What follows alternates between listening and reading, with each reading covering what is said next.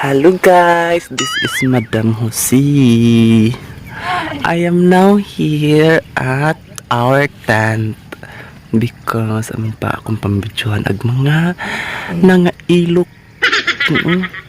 Mo namang si mo pertiso intan wago kago kanito. Alas 3 na nato ko. Kinuo ko nas madsrishil karon pa intaw ni katog pa rin. Sus ginoo ko lamig ay mga pas madsrina niya. Tug is life mo raman nagsikuan. So guys, nangina among tent pertira tong gamaya oy. Naglisod jud na gabi nagpatong-patong may hawoy kinabuhi oray.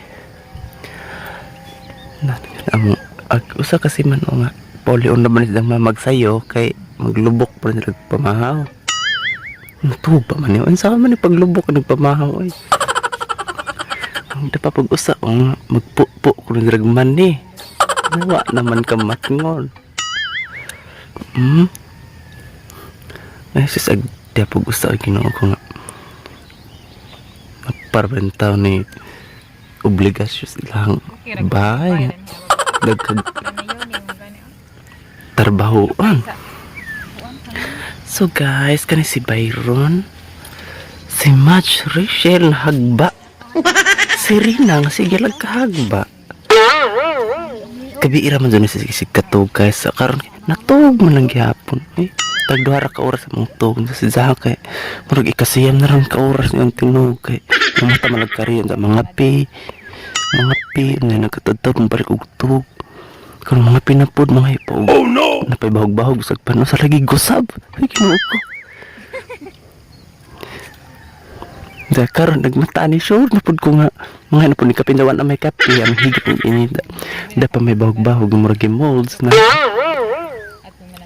Ham-ham na nakagikutom ba panigikan kay. Ay ang cellphone kay Huawei. Kani po din taon si Mads nagbantay rin naman kabisig kukas-kas moong hinarag nga ukulele nagpalami na mong katog